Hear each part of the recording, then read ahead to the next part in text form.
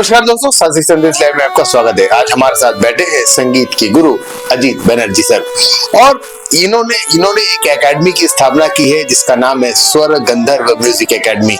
इस एकेडमी की स्थापना के पीछे क्या इनकी प्रेरणा रही है, क्या धारणा रही है, जानने का प्रयास करते हैं। सर, आपका बहुत बहुत स्वागत है साजिश संदेश लाइव में। नमस्कार, मैं अजीत बनर्जी। सर के द्वारा पूछा गया सवाल मेरे लिए बहुत ही हर्ष का विषय है, क्योंकि मेरी संस्था 2013 से कार्यरत है, जिसमें मैं बहुत ही सूक्ष्म मात्रा में अपनी क्लासेस को शुरू किया था। तब मेरी एकेडमी का गठन नहीं हुआ था।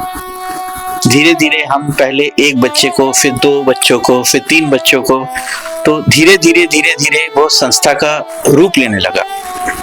जैसे बच्चों के द्वारा संगीत को पारंगत किया गया या बच्चे उस संगीत में आगे बढ़े, तो मुझे भी आभास हुआ कि ये जो संगीत है, इसमें बच्चों का भविष्य से लेके शिक्षा से लेके सभी चीजों को इसमें हम सम्मिलित कर सकते हैं। जैसे बच्चे के लिए पढ़ाई जरूरी है, वैसे बच्चे के लिए संगीत भी जरूरी है। पढ़ाई में बच्चे धीरे धीरे अपना ग्रोथ करते हैं, संगीत में भी बच्चे धीरे धीरे अपना ग्रोथ करते हैं। लेकिन जो बच्चे संगीत के बाद पढ़ाई को करते हैं, उनका ब्रेन का लेवल बिल्कुल अलग रहता है, क्योंकि संगीत जो है वो टोटल चीज को, अपने ब्रेन को कैसे किस शेप में लेता है कि संगीत के द्वारा जो बच्चा संगीत में पारंगत है वो शिक्षा में भी पारंगत है, क्योंकि उसका सेंस ऑफ ह्यूमर इतना डेवलप हो जाता है कि वो शिक्षा को भी बहुत ही आसानी से उसको कैच करता है। इसलिए जो बच्चा संगीत में आगे है वो बच्चा शिक्षा में भी आगे है। या मेरे द्वारा जो भी बच्चे संगीत में पारंगत है, वो सारे बच्चे शिक्षा में भी पारंगत है। ऐसा नहीं कि वो संगीत कर रहे हैं तो वो शिक्षा में 2nd डिवीजन या 3rd डिवीजन है। ऐसे भी बच्चे हैं जो शुरू में संगीत सीखना चालू किए, वो 2nd डिवीजन है, लेकिन वो 1 साल संगीत सीखने के बाद वो बच्चे टॉप पर आ रहे हैं। ये संगीत का शिक्षा पर प्रभाव है। जो सर, आप ये कहना चाह रहे हैं कि जो बच्चे संगीत सीखते हैं उनकी एकाग्रता मजबूत होती है।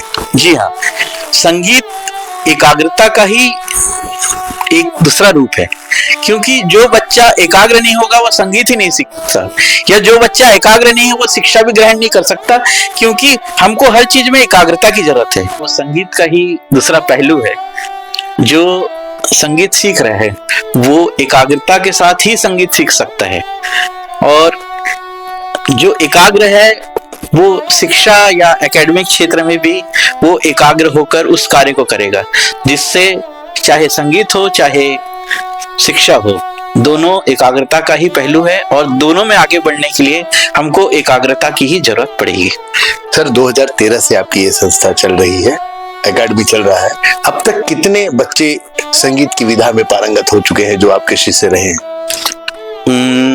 अभी तक 2013 में जो बच्चे 1ली, 2री, 3री कक्षा में जो ज्वाइन किए हैं, वो अभी अपनी संस्थाएं चला रहे हैं या संगीत के क्षेत्र में कहीं शिक्षा दे रहे हैं, या बाहर में जाके कोई संगीत के आगे बढ़ा रहा है धीरे धीरे। मेरी संस्था में करीब 100 से 150 बच्चों को मैंने अभी तक शिक्षा दी है, जो संगीत के हर क्षेत्र में, देश में, विदेश में, हर जगह जाके संगीत को क्षेत्र में आगे बढ़कर संगीत को आगे बढ़ा रहे हैं। क्या बात है सर। अभी जो फिलहाल जो छात्र आपके पास हैं, जो संगीत की विधा को सीख रहे हैं, क्या ऐसा होने वाला है, पारंगत आप उनको कर रहे हैं क्या किसी विशेष प्रयोजन के लिए? अभी का प्रयोजन हमारा जो चल रहा है वो AR रहमान की एक एकेडमी, जो कि यामाहा कंपनी द्वारा ऑर्गेनाइज की गई है, उसमें हमारी संस्था के 8 बच्चों ने कीबोर्ड पर शास्त्रीय संगीत, सुगम संगीत, पाश्चात्य संगीत सभी का मिश्रण बजाकर